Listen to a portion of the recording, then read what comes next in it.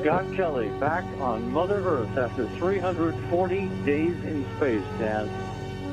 Met zijn ruimtereis van 340 dagen verbreekt NASA-astronaut Scott Kelly in 2016 het recordaantal dagen in de ruimte. Tijdens zijn verblijf in het ruimtestation ISS werd Kelly onderworpen aan allerlei tests die moeten uitwijzen wat een jaar in de ruimte zoal doet met de mens. Heel bijzonder is dat Kelly's identieke tweelingbroer Mark, ook een astronaut, tijdens de ruimtemissie van op aarde meewerkte aan een tweelingenonderzoek. Hun genetisch materiaal bleek na de ruimtereis te verschillen. One experiment they were looking at our telomeres and how the space environment affects those. Our telomeres are these end caps on our chromosomes that are an indication of our physical age. So as we get older, they get shorter, more frayed. And the hypothesis was that me in space and him on the ground, me in this radiation, stressful, microgravity environment, my telomeres would get shorter compared to his. And what they saw was the exact opposite. Mine got better.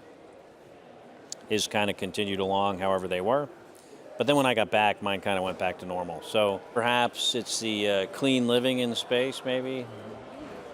Maybe it's the exercise, very controlled environment, maybe low pollution, who knows? Diet, I don't know. Verminderd zicht, botontkalking of luie spieren. Het zijn maar enkele consequenties van lange ruimtemissies. Het is nog wachten op de volledige resultaten van het tweelingenonderzoek, maar de bevindingen zullen essentieel zijn voor de toekomst van de ruimtevaart en de Marsreis, die volgens Kelly al voor zeer binnenkort kan zijn. I spent 340 days in space, and to go to Mars it would take 200. And then you land, assuming everyone lands. And then you live on the surface for a year. So you're living in gravity on Mars. And then you're coming home, another 200 days to get home. So I think the types of symptoms I had when I got back after 340 days, I don't think those should alarm us that we can't go to Mars. Now, if we wanted to go to the moons of Saturn or Jupiter or something, it's going to take us 5 years to get there. That's when I think those kind of symptoms play a much larger role.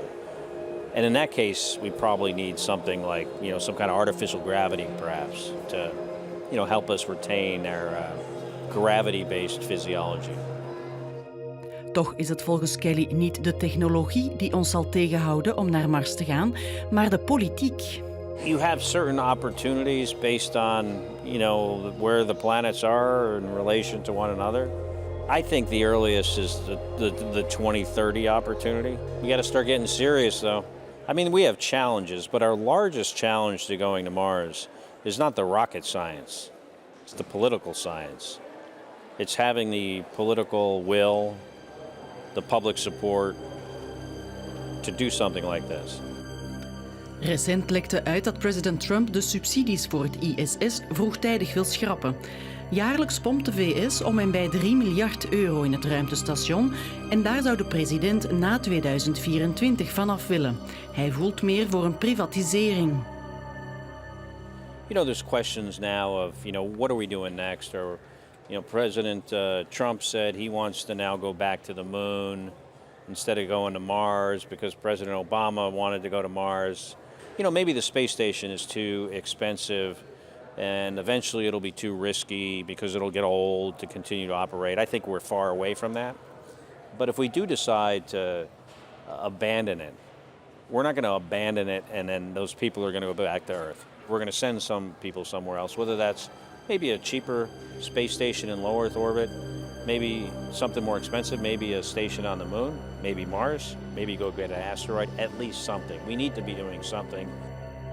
Om de ruimteambities warm te houden, stelt Kelly een internationale alliantie voor. And a good starting point is to have this international commitment, never again, to have everyone on Earth at the same time. Het is niet het enige punt waarop Kelly van mening verschilt met zijn president. Ook met het huidige klimaatbeleid is hij het niet eens. Well, I think space travel helps us monitor our environment. We have satellites in space that look at the Earth. Even on the space station, we use the space station as a way to monitor natural disasters on Earth and to assist in disaster relief. I understand that when 97% of the climate scientists say this is a serious problem, we have got to solve this, I believe them. And I don't understand how people that aren't scientists, that have no scientific background, can say without any basis, all those experts, 97% of those experts are wrong. And me, because I'm an attorney or I'm a politician with no science background, I am right. That is science fiction. Ondertussen reist Kelly de wereld rond om mensen warm te maken voor de ruimte en kinderen voor het beroep van astronaut. Dat hij ooit zelf een slechte student met concentratiestoornissen was, hield hem niet tegen om ruimtereiziger te worden. Reach for the stars is de goede raad die hij de jongeren wil meegeven. I think a lot of people have this misconception that, the astronaut is always a kid with straight A's. And I think I'm an example of somebody that came from kind of modest background, blue-collar family, not particularly gifted, talented academically, and with, a lot of hard work and some inspiration, very important to have inspiration, that you can change your life.